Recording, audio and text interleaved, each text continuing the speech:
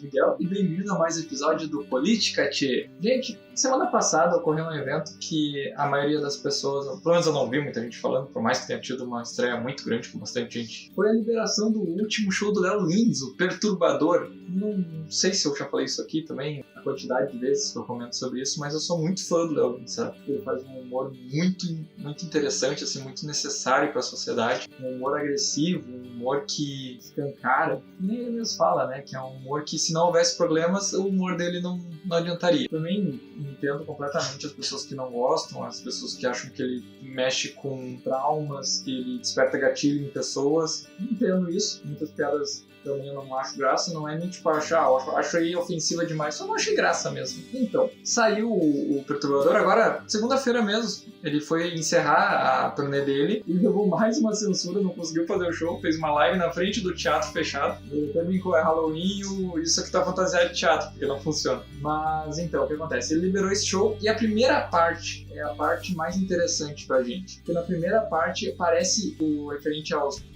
processos que ele levou, as censuras, e muitas censuras, olha, só vieram das prefeituras, né? Um monte de câmara de vereadores, provavelmente a cidade deve ter até carros voando, porque para eles ficarem parando para comentar sobre um humorista que só tá passando por ali, a cidade deve estar perfeita. A cidade, assim, tipo, a pessoa joga o lixo no chão, o lixo evapora, o lixo, sei lá, é teletransportado até a lixeira mais próxima. Não é algo que parece real, sabe? Às vezes uma cidade do interior que tá com uma margem de criminalidade de uma cidade grande e o vereador se preocupado com alguém fazendo piada, sabe? Não, é surreal. É surreal. E daí dá pra ver tudo aquilo e os vereadores falando, que ele não sabe fazer piada. Mano, e daí?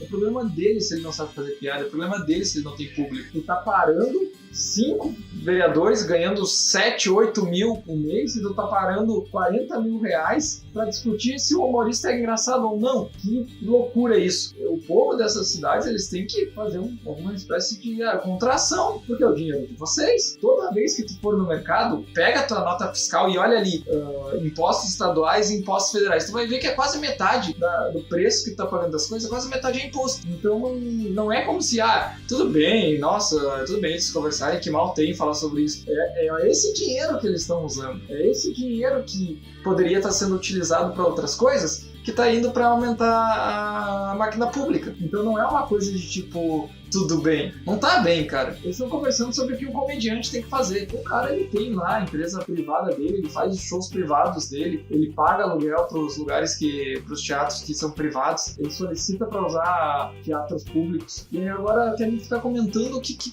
pode ou não pode ser piada. Piada. Ridículo. E aí entra nessa abertura, veio muito sensacionalismo, né? De gente falando que o que ele faz não é piada, essas piadas não tem graça. Assim, ele, claro, nossa, meu canal tem 80 inscritos, o dele tem, se eu não me engano, mais de 1 milhão. Então, provavelmente as pessoas você conhece. Mas se alguém aí não conhece o trabalho do Léo Lins, vai lá ver, ele realmente estuda sobre a piada, ele conversa sobre esse tema, sabe? Que nem ele fala, que o Felipe Neto fala muito, que ele não tem graça, agora o Ricky Gervais tem. Aí ele fala, o Ricky Gervais fez uma piada igual a minha. E aí, só porque é em inglês agora é engraçado e a minha não é. Então, realmente, é muito cinismo dessa galera, fazendo pau pra gringo. E quando a gente tem alguém que faz esse humor nacional, aí a pessoa é escrota. Então, o cara do exterior não também é escroto, sabe? Mas não, daí é um gênio, né? Daí é um cara diferenciado. E é isso que tá deixando o Brasil de joelho, sabe? É uma coisa que, tipo, tu não pode falar o que tu quer, tu não pode falar o que tu pensa, porque todo mundo uma hora vai se machucar, todo mundo uma hora vai acabar sendo vítima daquilo. Eu segui um canal até chamado Tragicômico, e o cara falou, ele fica caçando treta de Twitter, o que muitos canais fazem também, não tem nada de errado nisso, mas ele caçou uma que a guria foi agradecer o pai dela por ter comprado sorvete. Chegou a gente falando, mas não tem muito sorvete aí pra ti? E ela, não, tá de boa, tipo, daí ela falou sobre o preço, quando ela falou sobre o preço, aí começaram a falar, porque num país onde tanta gente passa fome, alguém gastar R$100 em sorvete é considerado normal. E aí começou a se criar essa bola, então, tipo, tu realmente não pode falar nada. E a gente não tá dizendo sobre falar que os negros, que nem o Bob Dylan falou uma vez, né, que os croatas sentem a escravidão quando os sérvios chegam perto. Não é isso, cara. A gente tá falando sobre ou um cara fazer piadas sobre coisas pra deixar, até pra quebrar o clima, pra não deixar aquele assunto tão tenso, tão espinhoso, ou sobre pessoas de uma ala ideológica não puderem falar praticamente nada porque são esmagadas. Enquanto a gente tem um José Wilker falando vagina não transforma alguém em ser humano e, tipo, não acontece nada com esse cara. A Anitta apoiou o Lula e aí depois, quando ela parou de apoiar ele, não aconteceu nada com ela, sabe? O cara do Bora Bill, que é um maluco mais simples, né? Um maluco mais do interior, assim, foi fazer uma piada que pra ele poderia ser uma piada, né? E aí virou racista. Aí a Luísa Sonza, pela própria régua dela, fez uma atitude racista e não aconteceu nada. Então isso se refletiu na eleição e isso criou o Bolsonaro também. É esse lance, cara, tu não poder falar mais nada, tu não pode falar humor negro, tu tem que falar humor ácido, sabe? Tu não pode falar o termo nas coxas, porque era nas coxas que os escravos negros faziam as telhas de argila. Esse patrulhamento bobo, sabe, que deixa as coisas realmente importantes de lado. Eu não estou dizendo que não existe racismo no Brasil. Existe. Só pra mim não existe o estrutural, porque a gente tem coisas mais importantes para comentar. Por exemplo, porque a gente tem a cota racial e não tem a social. Se os negros são a maioria dos pobres, a social não ia ter que fazer essa coisa de essa pessoa não é negra o suficiente, essa pessoa não é. Não, a pessoa em baixa renda, em situação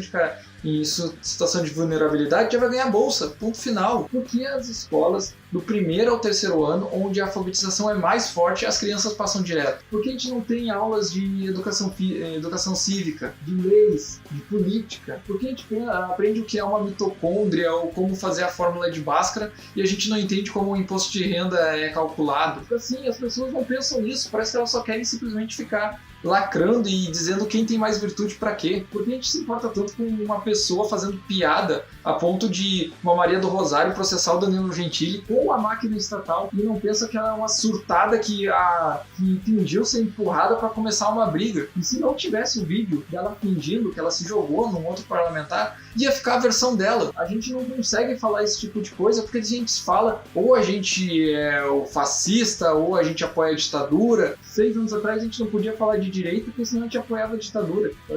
É insano isso. A gente tem que ter a liberdade para falar esse tipo de coisa, sem atacar ninguém, sem querer distribuir ódio, mas simplesmente para dizer a nossa opinião. Parece que agora é crime a gente falar o que a gente pensa se a gente não estiver do lado certo, se a gente não pagar o pedágio ou pro Bolsonaro ou pra qualquer outro idiota que se diz conservador de direita, ou pro Lula ou pra trupe dele. E esse é o ponto principal. Foi aí que o Bolsonaro nasceu, foi aí que ele tá se alimentando e é aí que a gente tá perdendo. Então, eu acho que uma das transformações que a gente tem que guardar para esse 2022 e começar de verdade é que a gente precisa igualar as coisas. Nem antes era um massacre, né? Tu podia falar um ai fora da linha e tu era torturado. Agora, tipo, tu tem a ala do Bolsonaro que também pode te rebater. Só que ainda assim são fanatizados, a gente quer uma discussão saudável, não só ficar caçando vírgula das pessoas para ver quem errou, para melhorar mesmo, para evoluir.